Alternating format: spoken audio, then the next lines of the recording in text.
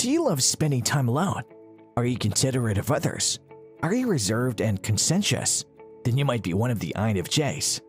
INFJs are introversion, intuition, feeling, and judging are the 4 deep personality traits. These are based on the work of the psychologist C.G Jung. Each letter of the term denotes a key personality trait. Usually, people who possess these key traits are super logical, serious, and work hard in their activities.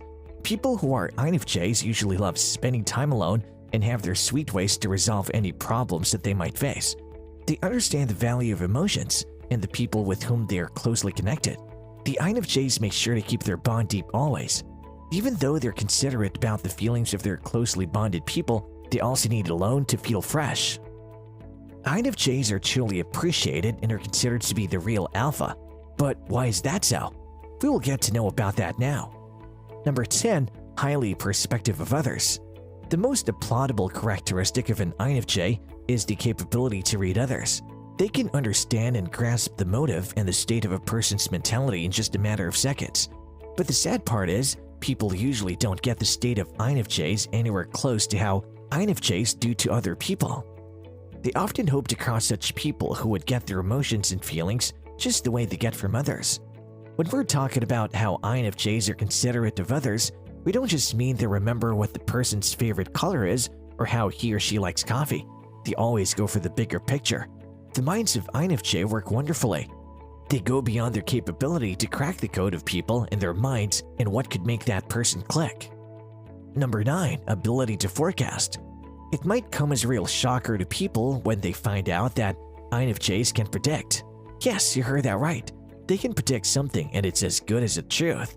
Amazing, right? As it turns out, not all a crystal ball or a few cards to find out what's in the bigger picture. How exactly are they able to forecast a particular incident? That's something even the INFJs don't have a clue about. Maybe they observe patterns in behavior of the person or event, adding or subtracting the records, and then coming up with a conclusion. We don't quite know. Nevertheless, the matured INFJs have proved this theory a lot of times to not believe this criterion. Number 8. Creating deep emotional intimacy. It is now a well-known fact that INFJs don't do well when they're around strangers or other acquaintances. But when it comes to people with the same vibe or people who mean a lot to them, there's a side of an INFJ that comes out. This side usually stays hidden from those strangers and acquaintances. The INFJs are completely empathetic. They possess the ability to walk in others' shoes and absorb the joy or pain that the person is feeling. This blessing of the INFJ allows them to create a bond of emotional intimacy, which has to be the best personality trait of the INFJs. Number 7. Truly Introverts. This is not a big piece of information that the INFJs are introverts, but a twist comes along with it. The INFJs are also called extroverted introverts or simply ambiverts.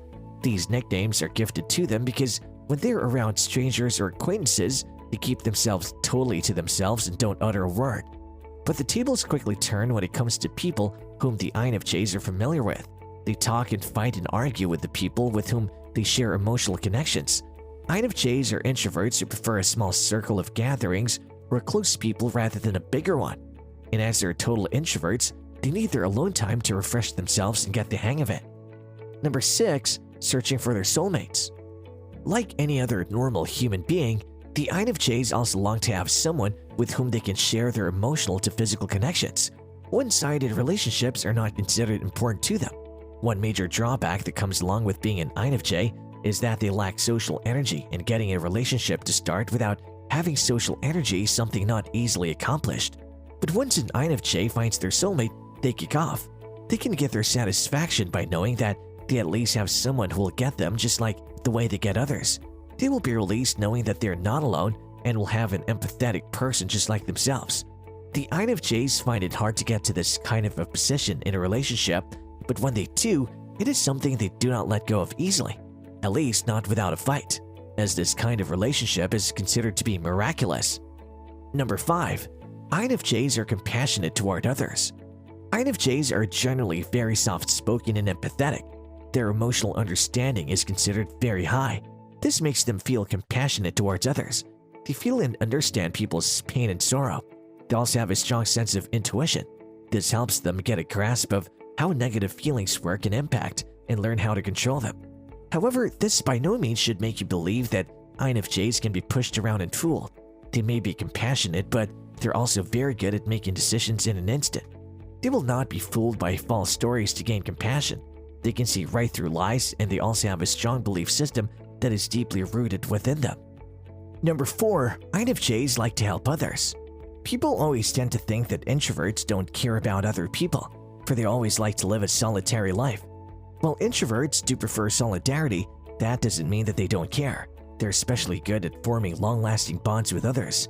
When they feel connected to a person, they form strong and meaningful relations. They're always there for them whenever required. They enjoy helping others whether they like them or not.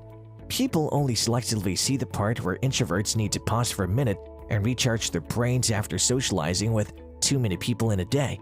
It is in their character to help others, but sometimes they do need some rest from interacting with others. Being compassionate helps them get what the person may be going through, and this makes them want to help that person. Number 3, INFJs tend to be idealists. A lot of people proclaim themselves to be idealists, and many maybe are, but what separates INFJs from others is the fact that they convert their idealism into reality. When INFJs decide anything that they want to do to change society, they make sure that they lead from the front and make that happen. They don't like to sit around and just talk about it. They believe in action. They trust in actions that can change the world. This is why INFJs are the real alphas, because they believe in action more than words. If they see something bad happening, they will speak up, come out of their shells if required, and work on it instead of sitting at home and complaining. Number 2, INFJs are both emotional and logical. Sometimes we make decisions very logically, listing out the pros and cons and ultimately deciding on the best course of action.